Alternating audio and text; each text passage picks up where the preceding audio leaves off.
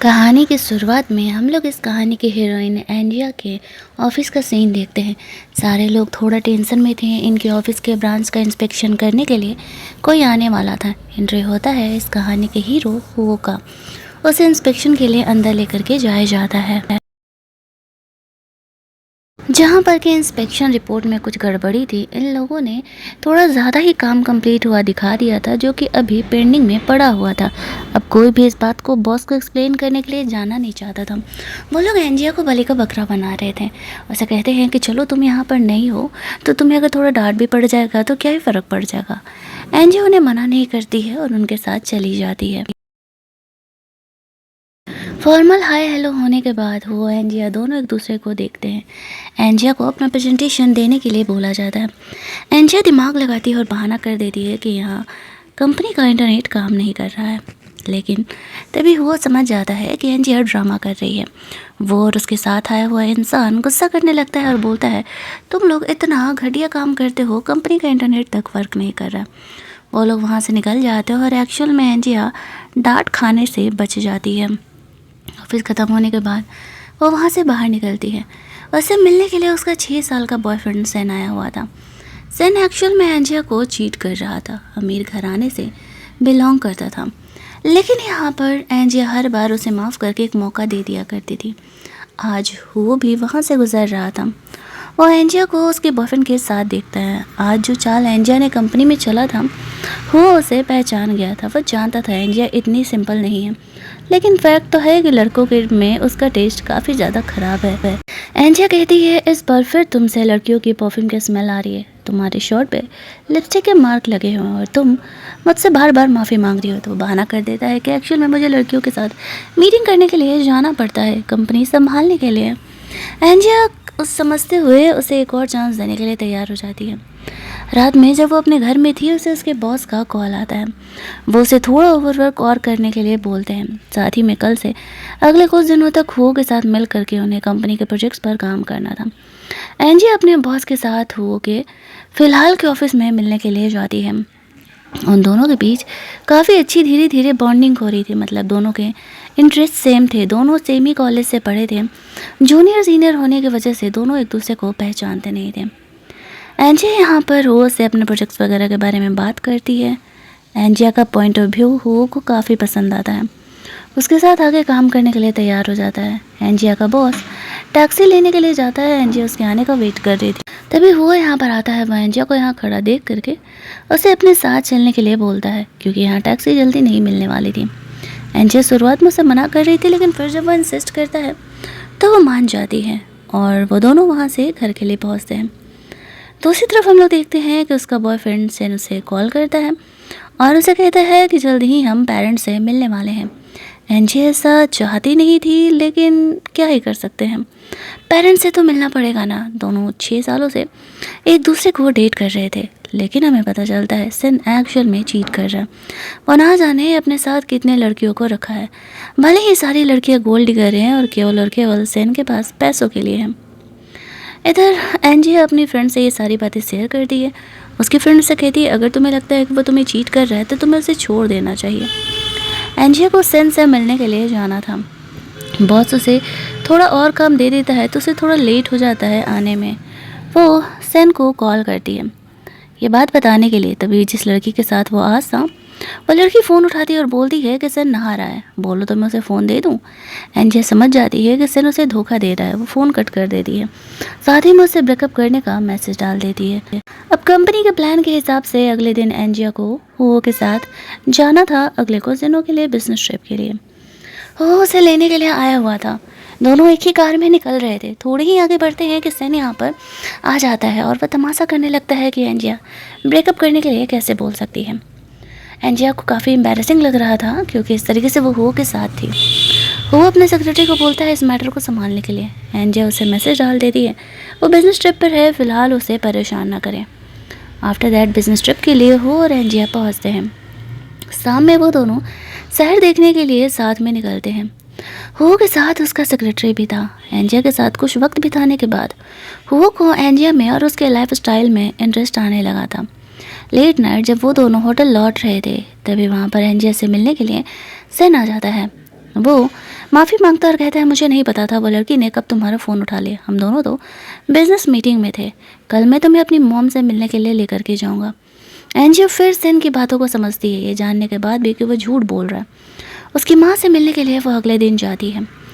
वो लोग बहुत अमीर थे एंजिया के कंपेयर में, तो उसकी माँ उसका इंसल्ट करते हुए एंजिया को एक कॉन्ट्रैक्ट साइन करने के लिए बोलती है, जिसमें कि सेन से शादी करने के बाद वो अपना जॉब छोड़ देगी, सेन का बेबी बियर करेगी और वो हाउसवाइफ बन के रहेगी।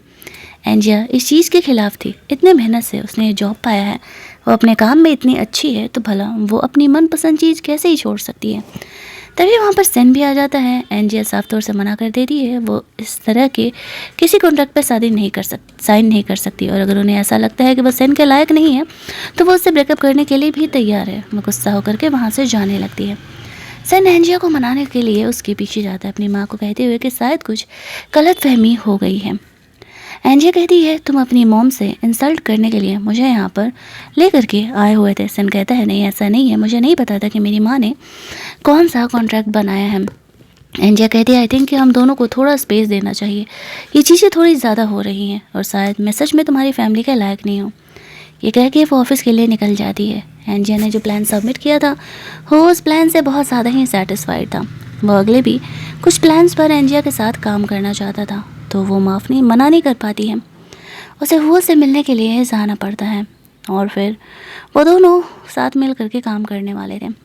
एंजिया ऑफिस में हुआ के आने का इंतज़ार कर रही थी, वो मीटिंग के लिए गया हुआ था। जब वो लौटता है दोनों कुछ देर तक बैठ करके इसी प्रोजेक्ट्स के बारे में बात करते हैं। एंजिया जो कुछ भी बोलती हुआ काफ़ी ध्यान से सुन रहा था, क्योंकि उसे उसके लुक में कुछ ज़्यादा ही इंटरेस्ट आ रहा था। अपना मीटिंग का काम ख़त्म करके वो वहाँ से निकलती है। तभी वो अपने एक फ्रेंड को कॉल करता है, उसे अपने भतीजे को पढ़ाने के लिए एक फिजिक्स का ट्यूटर चाहिए था। वो सीनियर था एंजिया को, वह एंजिया को कॉल करके उसे पढ़ाने के लिए बोलता है। एंजिया सोचती है कि चलो ठीक है, पार्ट टाइम जॉब करके उसे अच्छे खासे पैसे मिल जाएंगे। वो मान जाती है। अगले दिन वो उस बच्चे को ट्यूशन देने के लिए जाती है। शुरुआत में तो वो बच्चा काफ़ी अकड़ करके एंजिया से बात कर रहा था, लेकिन फिर जब एंजिया उसके कुछ क्वेश्चंस को सॉल्व कर देती है तो वो कुछ ज़्यादा ही इम्प्रेस हो जाता है और फिर उसके साथ बैठ करके पढ़ने लगता है। अब तक एंजिया को ये बात नहीं पता था कि एक्चुअल में ये जो है हुओ से रिलेटेड है। आज का क्लास ख़त्म करने के बाद जब वो लौट रही थी तो देखती है हुओ यहाँ पर आता है। अब उसे ऐसा लगने लगता है कि ये हुओ का बच्चा है, लेकिन फिर वो उसे क्लियर करता है कि नहीं, ये हुओ का बच्चा नहीं है, एक्चुअल में मैं इसका अंकल हूँ। अब उसके बातों को समझ करके वो बच्चा समझ जाता है एंजिया में हुओ इंटरेस्टेड है, तो वो सहज बहाना करके और ज़िद करके दोनों ही एंजिया को अपने साथ डिनर पर रोक लेता है। एंजिया भी रुक जाती है और वो लोग साथ में डिनर वगैरह करते हैं। वो भी साफ समझ रहा था कि वो एंजिया में इंटरेस्टेड है। डिनर करने के बाद जब वो घर लौटती है तो अपनी बेस्टी से बात करती है। उसकी बेस्टी उसे पूछ रही थी कि उसके हुआ के बीच रिलेशनशिप कितना आगे बढ़ा। इस बात पर एंजिया उसे कहती है हमारे बीच ऐसा कुछ भी नहीं है, मैं तो बस उसे पढ़ाने के लिए गई थी, मुझे तो पता भी नहीं था कि एक्चुअल में वो बच्चा हुओ से रिलेटेड है। फ़ोन रखते ही उसे सेन का कॉल आता है। वो अपने बर्थडे पर एंजिया को बुलाता है। एंजिया जब जाती है तो देखती है कि सेन किसी और लड़के के साथ लगा पड़ा है।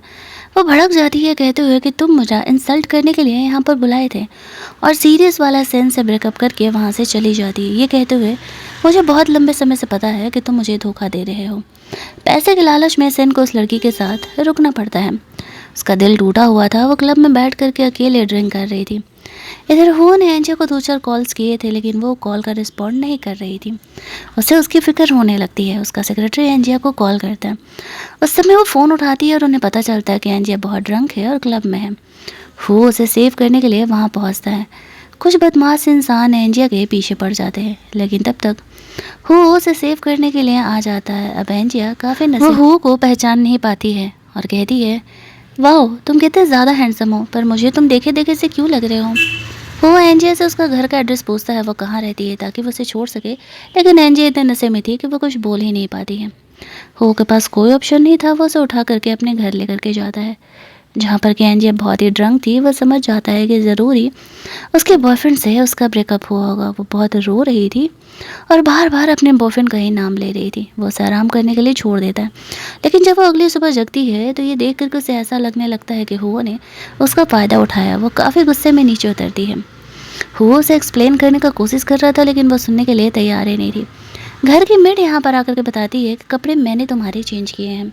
वो बहुत ही जेंटलमैन है, वो पहली बार किसी लड़की को घर लेकर के आया है। वो एक्सप्लेन करता है, कल रात तुम बहुत ज़्यादा ही ड्रंक थी, घर का एड्रेस नहीं बता रही थी, तो मैं तुम्हें कहाँ लेकर के जाता, होटल सेफ नहीं थे। एंजी अपनी गलती के लिए उससे माफ़ी मांगती है।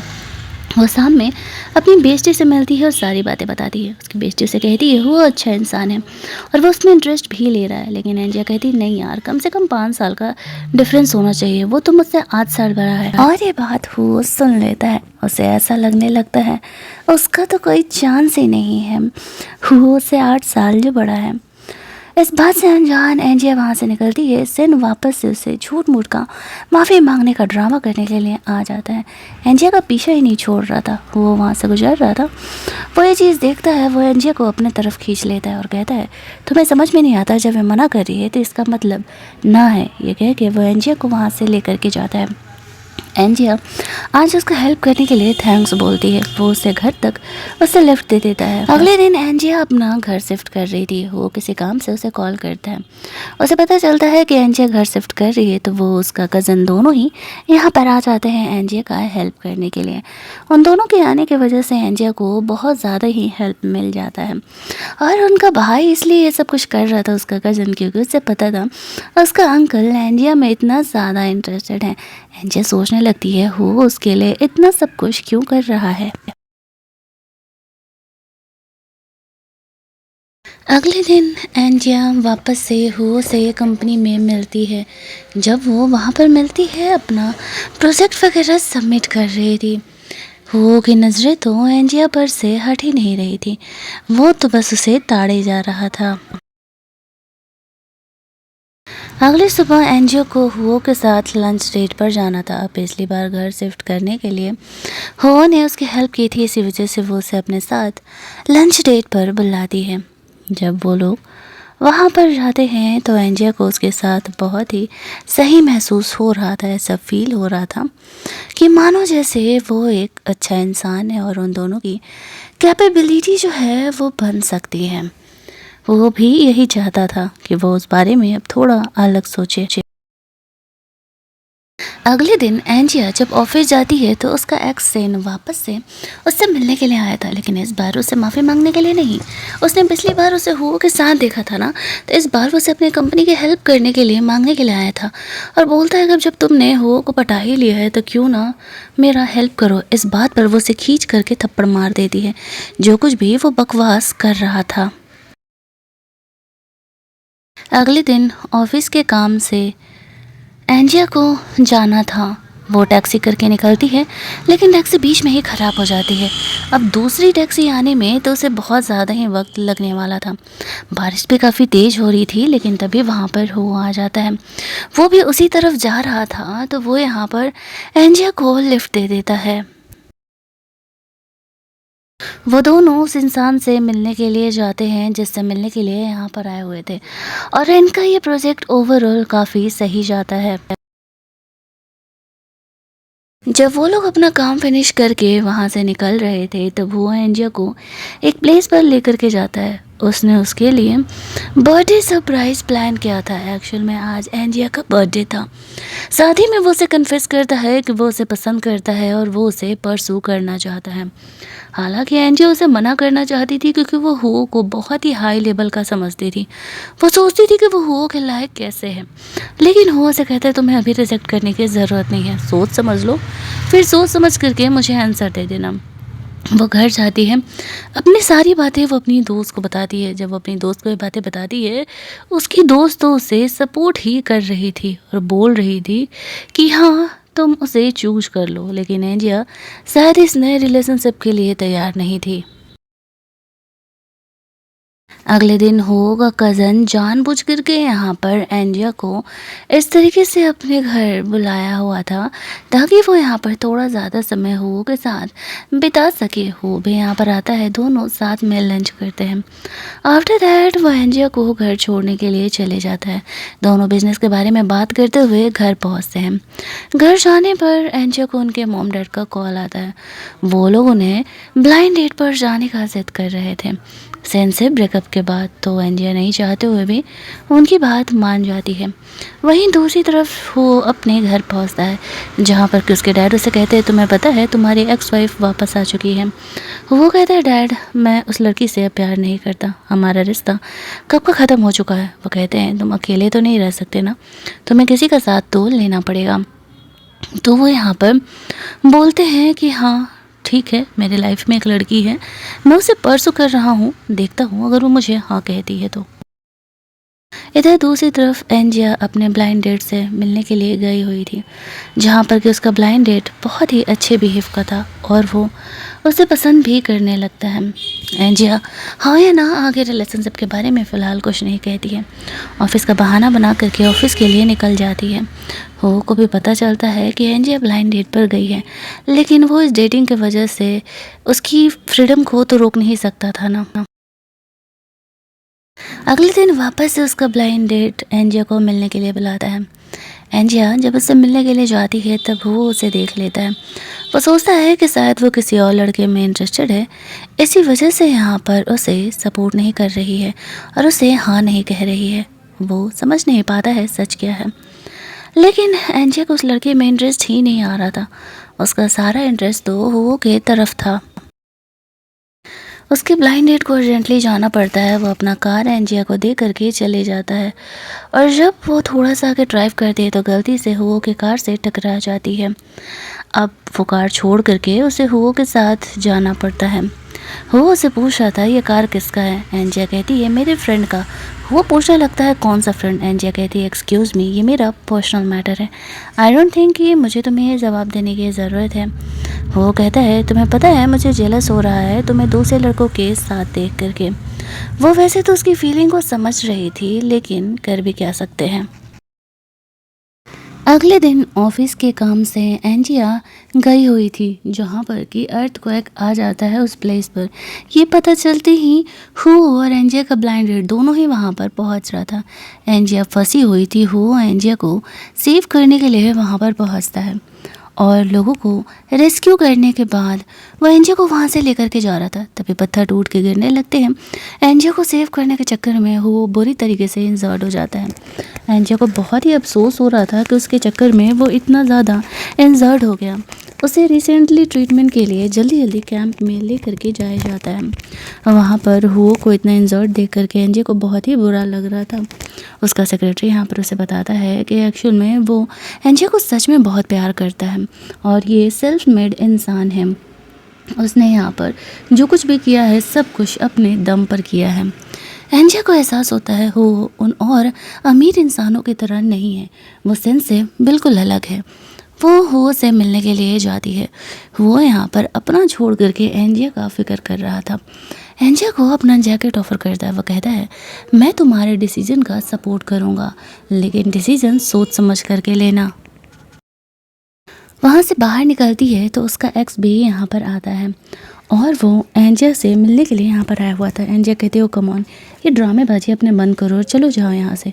उसके जाने के बाद एंजिया का ब्लाइंड डेट भी यहाँ पर आ जाता है, जिसको कि एंजिया यहाँ पर क्लियर कर देती है। उसके और उस ब्लाइंड डेट के बीच एक्चुअल में कुछ नहीं हो सकता है। वो कहती है वो किसी और को पसंद करने लगे हैं। उसका ब्लाइंड डेट उसकी फीलिंग को समझता है और वहाँ से चले जाता है। वो दोनों शहर लौट जाते हैं। इस बात को कुछ दिन बीत जाते हैं। हुओ को यहाँ पर एंजिया के बारे में पता चलता है कि उसे फीवर है और वो होटल में बेहोश हो गई है। जल्दी जल्दी वो उसे देखने के लिए जाता है और उसका फिक्र कर रहा था। यहाँ पर वो रात भर जग करके उसका केयर करता है। अगली सुबह जब एंजिया की आँख खुलती है तो उसका सेक्रेटरी एंजिया के लिए ब्रेकफास्ट लेकर के आया हुआ था। साथ ही में वो उसका फिक्र कर रहा था। ये सारी चीज़ें उसे दिख रही थी।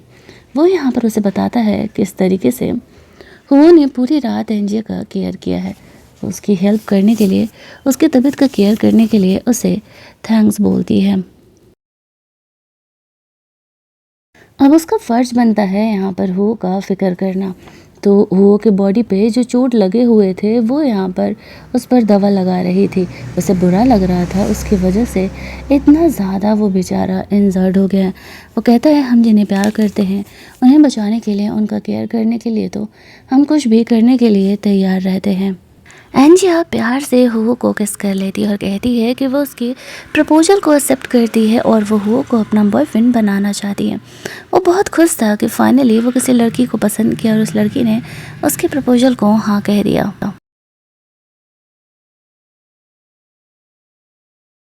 वो ये गुड न्यूज़ अपनी बेस्टी को देती है। उसकी बेस्टी भी खुश थी कि फाइनली एंजिया रिलेशनशिप में है और वो सेंस से अब कब का मूव ऑन कर चुकी है। अगली सुबह वो यहाँ पर हो को मैसेज डालती है, सब कुछ बता रही थी कि वो ऑफिस वगैरह जा रही है। वो एंजिया के लिए फ्लावर बुके भेज देता है और धीरे धीरे उनके रिलेशनशिप काफ़ी आगे बढ़ रही थी। इस बीच जब एंजी अपनी फ्रेंड से बात कर रही थी तो गलती से एक मैसेज वो डाल देती है हुओ को ही, जिसमें कि उसके डाइवोर्स के बारे में बातें हो रही थी। अब हुओ को लगता है कि शायद इस बात को लेकर के एंजिया काफ़ी कंसर्न है। वो उसे ये बातें एक्सप्लेन करने के लिए वहाँ पर पहुँचता है। बताता है कि हमारा वो अरेंज मैरिज था, लेकिन वो लड़की गोल्ड डिगर थी। मुझसे शादी करने के जस्ट बाद ही वो मुझे छोड़ करके चली गई थी। हमारे बीच कभी कोई इमोशनल बॉन्डिंग बनी ही नहीं। एंजिया हुओ की बातों पर भरोसा करती है। वो उसे किस करती है और कहती है, डोंट वरी, मैं तुम्हारी बातों पर भरोसा करती हूँ। ये सुनते ही वो खुश हो जाता है कि उसकी गर्लफ्रेंड उसकी बातों पे ट्रस्ट कर रही है। अगले दिन एंजिया ऑफिस जाती है तो उसका बॉस उसे बताता है उससे अच्छे काम की वजह से उसे प्रमोट करके दूसरे ब्रांच में भेज दिया गया है। एंजिया ये बात हुओ को बताती है। वो उसका अप्रिशिएट करता है और कहता है, ये तो अच्छी बात है ना। तो फिर एंजी भी ज़्यादा ध्यान नहीं देती है और अपने नए ब्रांच में काम करने के लिए चली जाती है। लेकिन वहाँ पर वो लंच टाइम में हुओ से मिलती है। अब दोनों को ही नहीं पता था कि एक्चुअल में वो दोनों ही यहाँ पर एक दूसरे के ब्रांच में काम करने वाले हैं। अब एंजिया को लगने लगता है कहीं हुओ नहीं तो जानबूझ करके उसका ट्रांसफ़र अपने ब्रांच में नहीं कराया ना। हुओ उसे प्यार से एक्सप्लेन करता है कि नहीं, ये सब कुछ तुम्हें तुम्हारे हार्ड वर्क की वजह से मिला है। मैंने तुम्हें यहाँ पर नहीं अप्रिशिएट किया था सबके सामने, ताकि सब लोग तुम्हें यहाँ पर चूज कर सके। तब जाकर के एंजिया को खुद पर भरोसा होता है, क्योंकि वो नहीं चाहती थी कि वो किसी के रिकमेंडेशन की वजह से आगे बढ़े। अगले दिन एंजिया ने हुओ को डिनर डेट पर बुलाया हुआ था, लेकिन जैसे ही दोनों डिनर डेट पर जाने वाले थे तभी एंजिया के मॉम डैड वहाँ पर आ जाते हैं। अब एंजिया ने अभी हुओ के बारे में उन्हें बताया नहीं था। इट्स वाई वो उसे बॉस कह के वहाँ से टाटा बाय बाय कह देती है, लेकिन उसे इस बात का बहुत ही बुरा लग रहा था। बेचारे को 35 की उम्र में छुपते छुपाते घूमना पड़ रहा था, हम वो भी अपनी बंदी के पेरेंट्स से। खैर वो उसे बाद में वीडियो कॉल करके सारी बातें समझा देती है और साथ ही में माफ़ी भी मांग लेती है। वो उसकी सिचुएशन को समझता है। अगले दिन वो वापस से उसे अपने घर बुलाती है। साथ ही में उसका बर्थडे का सरप्राइज भी उसने रेडी किया हुआ था। केक वगैरह, गिफ्ट वगैरह सब कुछ उसने हुओ के लिए रखा हुआ था। अपनी बेस्टी से आइडिया भी लिया था। साथ ही में वो उसके साथ इंटीमेट होने का भी प्लान कर रही थी, क्योंकि आज उसका बर्थडे था और ये उसके लिए एक परफेक्ट सरप्राइज हो सकता था, और दोनों करते भी वही हैं। वो यहाँ पर एंजिया से पूछता है कि क्या वो इस चीज़ के लिए रेडी है। एंजिया कहती है कि हाँ, वो इस चीज़ के लिए रेडी है। इधर हुओ को पता चलता है उसकी एक्स वाइफ वापस आ चुकी है और वो उससे मिलने के लिए भी आ जाती है। वो कहती है, हम सॉरी, मुझे 4 साल पहले तुम्हें छोड़ करके नहीं जाना चाहिए था। हुओ कहता है, तुम्हें क्या लगता है मुझे तुम्हारी चाल के बारे में पता नहीं था? तुमने मुझे क्यों छोड़ करके गया था? बट अफसोस, अब तुम्हारा मेरी लाइफ में कोई चांस नहीं है। मैं अब अपनी न्यू गर्लफ्रेंड के साथ बहुत ज़्यादा ही खुश हूँ। और वो उसे रिजेक्ट करके वहाँ से चले जाता है। घर जाता है तो देखता है खाने के टेबल पर इंतज़ार करते करते हुओ का यहाँ पर एंजिया सोने लगी। वो उसे बताता है कि आज उसकी एक्स वाइफ उससे मिलने के लिए आई थी। उसने उसे क्लियर कर दिया कि वो उसमें इंटरेस्टेड नहीं है। एंजिया हुओ पे ट्रस्ट करती है, लेकिन अगले दिन जब वो शॉपिंग करने के लिए अकेले जाती है तभी कोइंसिडेंटली वो हुओ की एक्स वाइफ से मिलती है। ऑब्वियस सी बात है कि वो उसे भड़काने का कोशिश तो ज़रूर ही करेगी, लेकिन एंजिया समझदार थी और वो उसकी बातों में नहीं आती है। वो कहती है, चाहे उसके साथ तुम्हारा कोई भी रिलेशन था, मुझे इस बात से कोई फ़र्क नहीं पड़ता है, लेकिन बात अब ये है, अब वो मेरा बॉयफ्रेंड है, तो अगर तुम उसे वापस पाने की कोशिश करोगी तो ये तो तुम्हारी गलतफहमी ही होने ही वाली है। हो के ऑफिस जाती है उससे मिलने के लिए, उसे सारी बातें बताती है किस तरीके से उसकी एक्स वाइफ उसे आई थी मिलने के लिए। वो कहता है डोंट वरी, तुम उसकी बातों पे ट्रस्ट मत करना। आई नो वो तुम्हें परेशान करने का कोशिश करेगी, तुम्हें झूठ बोलेगी, लेकिन मुझ पर भरोसा करना। वो कहती है हाँ मुझे तुम पे ट्रस्ट है। अगले दिन वो एंजिया को अपने पेरेंट्स से मिलने के लिए लेकर के जाता है। सब कुछ यहाँ पर बहुत ही सही जाता है, जैसे कि सेन के मॉम ने उसके साथ बदतमीजी किया था। यहाँ पर ऐसा कुछ भी नहीं होता है, उसे बहुत ही अच्छा लगता है। इसके बाद वो अपने पेरेंट्स से भी हुओ को मिलाती है, दोनों की शादी सेट हो जाती है और हमारी ये कहानी यहीं पर एंड कर दी जाती है। तो अगर आपको ये कहानी अच्छी लगी होगी, वीडियो को लाइक और शेयर करना मत भूलना। जल्दी से मिल लेते हैं हम लोग एक और नई कहानी के हिंदी एक्सप्लेनेशन में।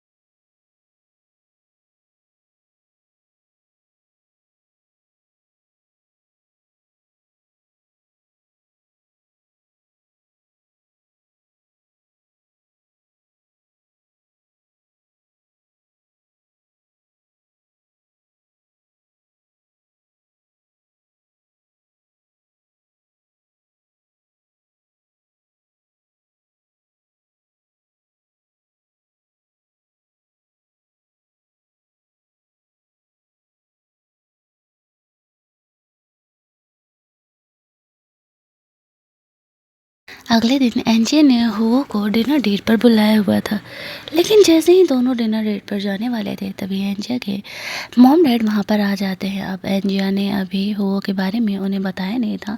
इट्स वाई वो उसे बॉस कह के वहाँ से टाटा बाय बाय कह देती है, लेकिन उसे इस बात का बहुत ही बुरा लग रहा था।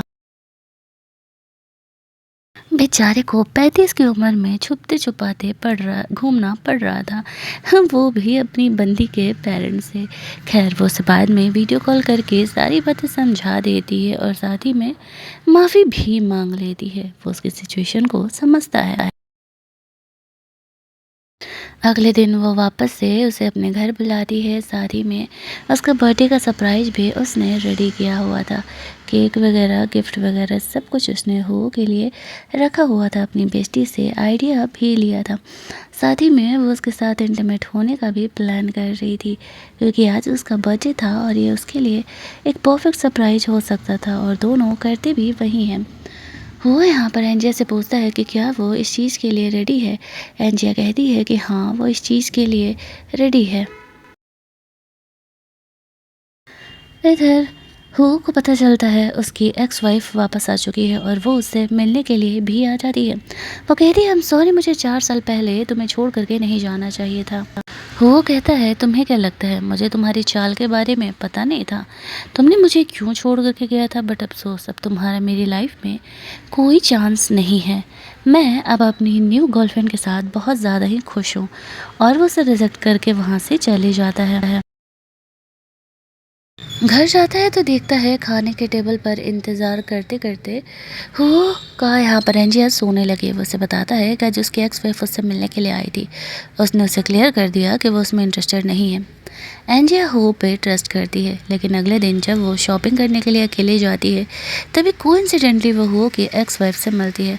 ऑब्वियस सी बात है कि वो उसे भड़काने का कोशिश तो ज़रूर ही करेगी, लेकिन एंजिया समझदार थी और वो उसकी बातों में नहीं आती है। वो कहती है, चाहे उसके साथ तुम्हारा कोई भी रिलेशन था, मुझे इस बात से कोई फ़र्क नहीं पड़ता है, लेकिन बात अब ये है, अब वो मेरा बॉयफ्रेंड है, तो अगर तुम उसे वापस पाने की कोशिश करोगी तो ये तो तुम्हारी गलतफहमी ही होने ही वाली है।